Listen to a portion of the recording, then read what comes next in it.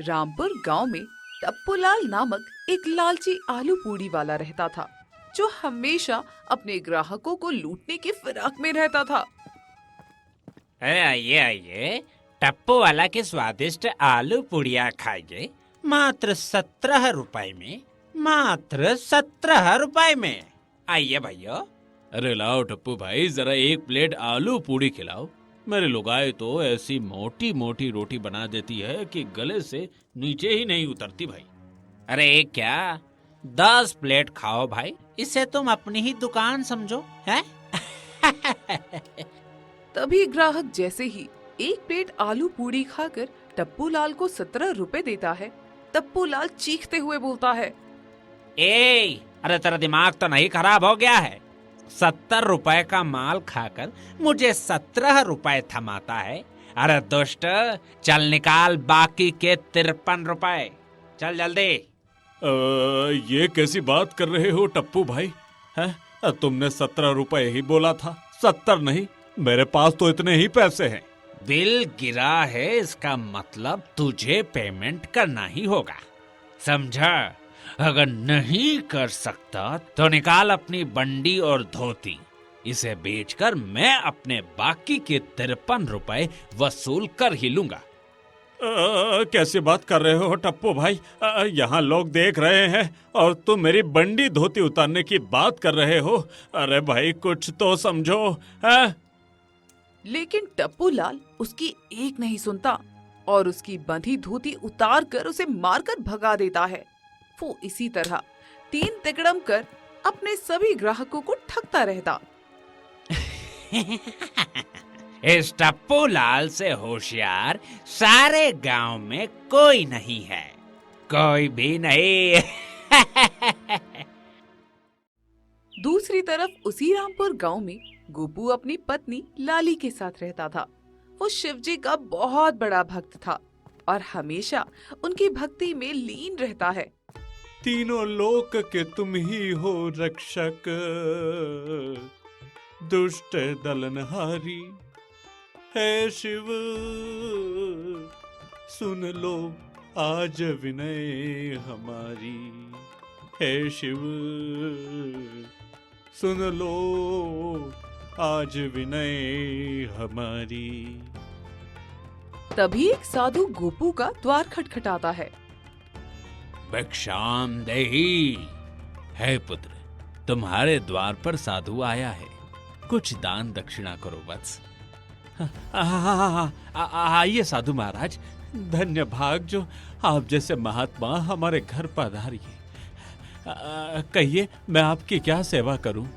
मैं शंकर आश्रम से आ रहा हूं बेटा। वहां पर ढेर सारे बूढ़े रोगी, अपाहिज व्यक्ति और कोढ़ग्रस्त लोग रहते हैं। अगर तुम उनके लिए थोड़ी मदद कर दो तो तुम्हारी बहुत कृपा होगी। इसमें कृपा करने वाली क्या बात है साधु महाराज?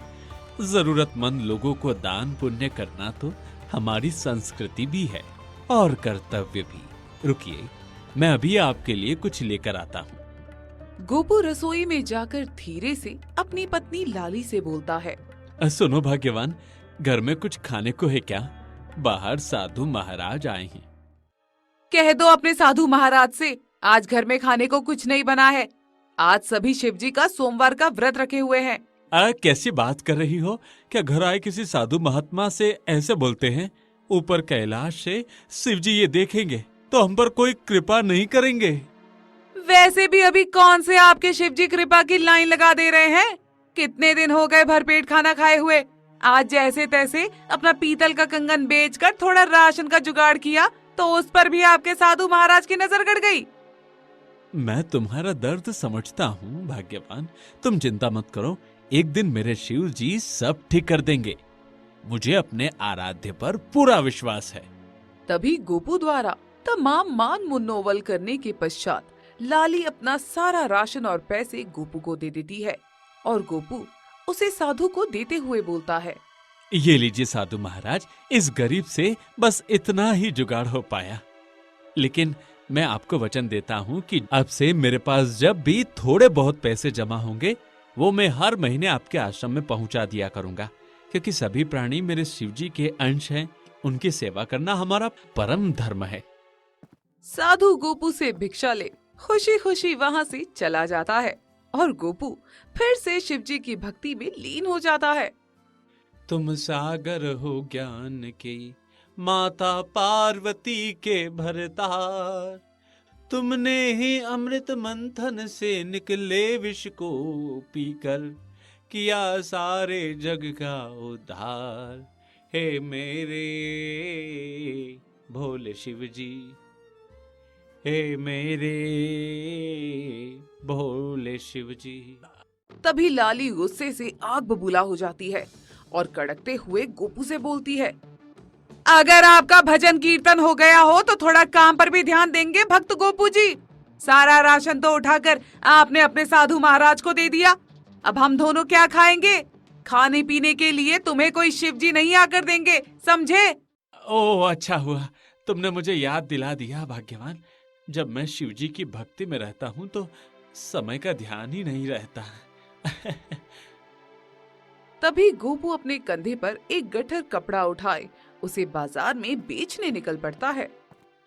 कपड़े ले लो, कपड़े, रंग बिरंगे कपड़े, प्यारे प्यारे कपड़े, सस्ते दाम पर सबसे अच्छे कपड़े। लेकिन सुबह से शाम हो जाती है और गोपू का एक भी कपड़ा नहीं बिकता है। अरे, दिन भर कपड़ा लांदे लांदे तो मेरा तो कंधा दर्द करने लग गया है। एक भी कपड़ा बिकने का नाम नहीं लेता। अब मैं लाली को क्या मुंह दिखाऊंगा? वो तो सुबह से भूखी होगी। हाँ, गोपू जानबूझकर देर रात तक अपने घर पहुंचता है, जहां वो देखता है कि लाली भूखे पेट सो गई है। हाँ, आज तो बाल बाल बचा गोपू। अगर लाली ने तुम्हें देख लिया तो कच्चा चबा जाएगी। इसलिए भला इसी में है कि जब तक कुछ कमाई न हो अपनी बीवी से नजरें चुरा कर रहो। तभी तड़के सुबह भोर में लाली के जागने से पहले ही गोपू चुपके से अपना कपड़े का गट्ठर उठाकर भाग जाता है। तभी उस पर उसके पड़ोसी टप्पू लाल की नजर पड़ जाती है और वो चिल्लाने लगता है, अरे भाई, चोर चोर चोर चोर, अरे कोई पकड़ो उसे, वो सामान लेकर भाग रहा है। अरे चोर, अरे चोर चोर चोर। तभी गांव वाले झाग जाते हैं और गोपू को पकड़ लेते हैं। गांव का मुखिया मंगल बोलता है, मुझे तुमसे ऐसी उम्मीद नहीं थी गोपू। तू तो शिवजी का इतना बड़ा भक्त था।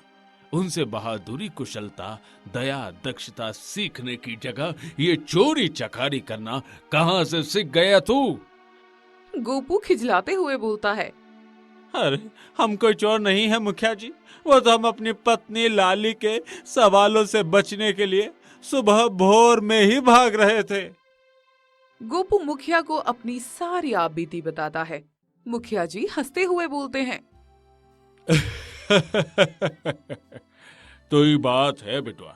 ठीक है, एक काम कर, तू अपना सारा कपड़ा मुझे दे दे और ये कुछ रुपया पकड़ और इससे कोई नया धंधा चालू कर। लगता है कपड़ा बेचना तुझे सूट नहीं करता। गोपू मुखिया से पैसे लेकर एक रेहड़ी किराए पर लेकर सब्जी बेचने का काम करने लगता है।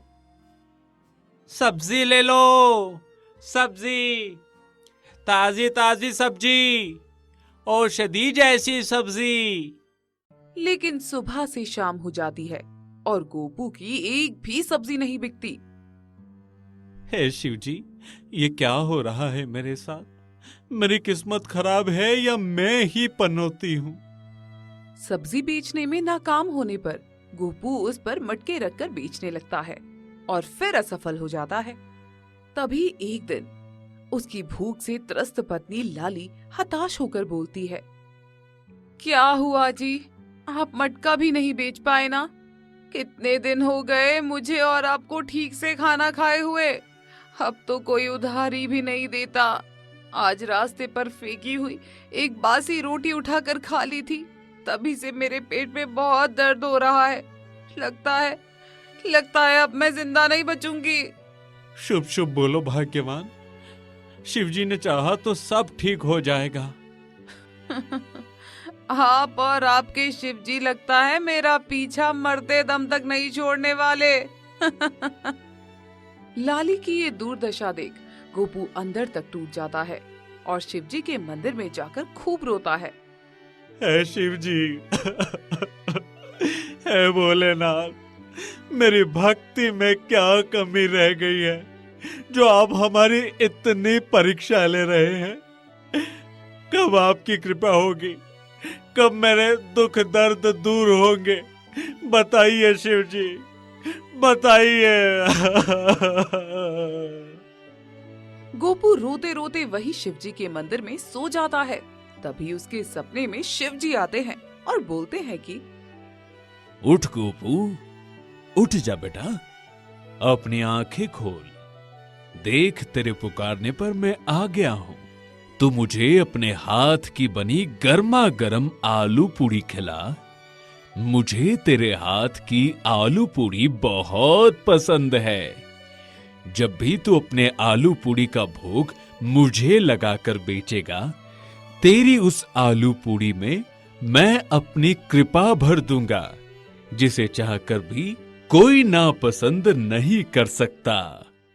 तभी गोपू की नींद अचानक से खुल जाती है और वो देखता है कि उसके सामने ढेर सारा चमकता हुआ आलू रखा है। वो चहकते हुए बोलता है, आखिरकार मेरी प्रार्थना सुन ही ली भगवान। आपका बहुत बहुत धन्यवाद। शिव जी की जय हो, शिव जी की जय हो। तभी गोपू उस आलू का प्रयोग कर ढेर सारा आलू पूड़ी बनाता है और बाजार में बेचने निकल जाता है। पूड़ी ले लो, पूड़ी, गर्मा गर्म आलू पूड़ी, गोपी के आलू पूड़ी। तभी मुखिया जी गोपू के दुकान पर आकर बोलते हैं, अरे मान गए गोपू, तू अपना धंधा तो ऐसे बदलता है जैसे कि कपड़े बदलता हो। खैर जरा हमें भी खिलाओ अपने आलू पूड़ी, देखूं कैसा लगता है। उस टपुआ का आलू पूड़ी खाकर तो मैं उब गया हूँ। सरवा बहुत लूटता है साला। मुखिया जी जैसे ही गोपू का आलू पूड़ी खाता है, उसके आश्चर्य का ठिकाना ही नहीं रहता। अरे वाह वाह वाह वाह वाह, अरे क्या आलू पूड़ी है भाई, लगता है किसी ने इसमें अमृत डाल दिया है। अरे तूने तो मेरा दिल बाग बाग कर दिया गोपू। धीरे धीरे गोपू के दुकान पर खूब भीड़ लगने लगी और पल भर में ही उसका सारा सामान बिक जाता। ये देखकर उसका पड़ोसी टप्पू लाल जलने भुलने लगता। जब से इस गोपू ने अपने आलू पूड़ी की दुकान खोली है, तब से तो मेरा बिक्री बट्टा होना ही बंद हो गया है। इस गोपू का तो कुछ करना पड़ेगा, नहीं तो ये मुझे कहीं का नहीं छोड़ेगा। तभी टप्पू लाल की नजर गोपू पर गई, जो अनेकों भूखे अपाहिज बेसहारों को अपनी आलू पूड़ी फ्री में दे रहा था। ये लो अम्मा, ये लो चाचा, ये कोई साधारण आलू पूड़ी नहीं बल्कि शिव जी की प्रसाद है। इसे खाते ही तुम सब बिल्कुल ठीक हो जाओगे। और हाँ, और इस सोमवार शिव जी के मंदिर में आना मत भूलना। मैंने वहाँ आलू पूड़ी का विशाल भंडारा रखा है। वो आलू पूड़ी खाते ही सभी बिल्कुल स्वस्थ हो जाते और गोपू को ढेर सारा आशीर्वाद देते हुए वहाँ से चले जाते हैं। टप्पू लाल ये सब पेड़ के पीछे छिपकर देख रहा था। इस गोपी को अपने रास्ते से हटाने का रास्ता मुझे मिल ही गया। मैं भी देखता हूँ इस सोमवार को वो आलू पूड़ी का विशाल भंडारा कैसे करता है। अगले दिन जब गोपू भंडारे के लिए खेतों से ढेर सारा आलू लेकर आ रहा था, तभी उसकी नजर एक बूढ़े व्यक्ति पर पड़ी, जो अपने सर पर बड़ा सा गट्ठर लादे हुए था और थकान से हाँफ रहा था।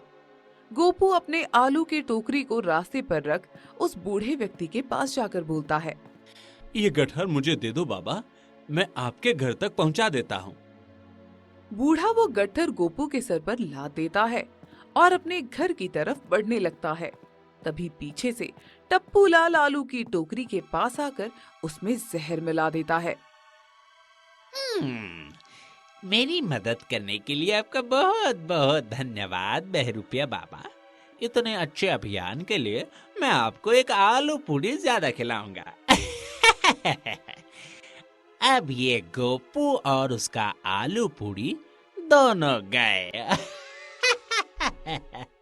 तभी गोपू के बुलाने पर सोमवार के दिन शिवजी के मंदिर में सारे गांव वाले आ जाते हैं, जिसे देख गोपू बहुत खुश होता है और वो सारा आलू शिवजी को भोग लगाते हुए बोलता है, आपकी कृपा सागर से भी महान है शिव जी, और आपकी लीला सबसे न्यारी।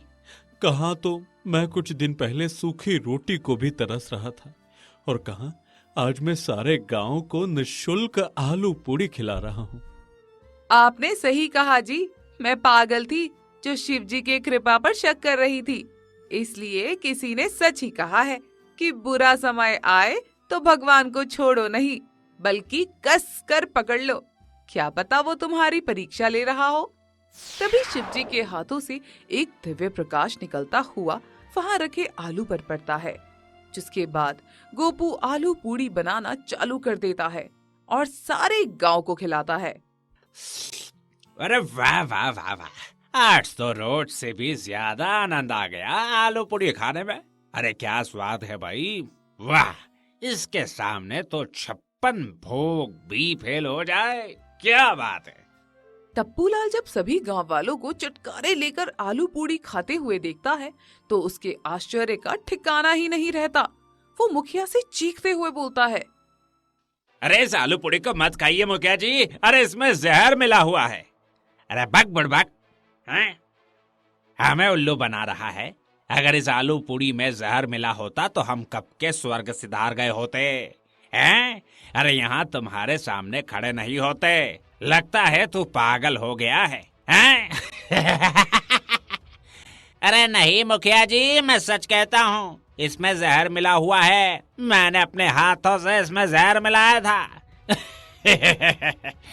अच्छा मजाक करता है। मैं तो कहता हूँ जैसे हम सब आलू पूड़ी खा रहे हैं वैसे तू भी खा, शायद तेरी अकल ठिकाने आ जाए, हैं? सभी के द्वारा नकारे जाने पर टप्पूलाल जोश जोश में वो आलू पूड़ी खा लेता है और वहीं पर तड़प तड़प कर मर जाता है, जिसे देख गोपू आश्चर्य से बोलता है, लगता है ये सच कह रहा था मुखिया जी, लेकिन शिवजी ने इस पापी के पाप को सफल नहीं होने दिया और इस आलू पूड़ी को जहर से अमृत में परिवर्तित कर हम सभी के प्राण बचा लिए। ये सुनते ही चारों तरफ शिवजी का जयकारा होने लगता है और गोपू अपनी सारी कमाई से गांव में एक भव्य शिवजी का मंदिर बनाने का ऐलान करता है और आलू पूड़ी बेचते हुए हंसी खुशी अपनी पत्नी लाली के साथ रहने लगता है। दोस्तों आ ही गए हो तो चैनल को सब्सक्राइब कर देना और वीडियो अच्छी लगे तो लाइक और शेयर भी कर देना और बेल आइकन जरूर दबा देना ताकि आपको नए वीडियोस की नोटिफिकेशंस मिलती रहे।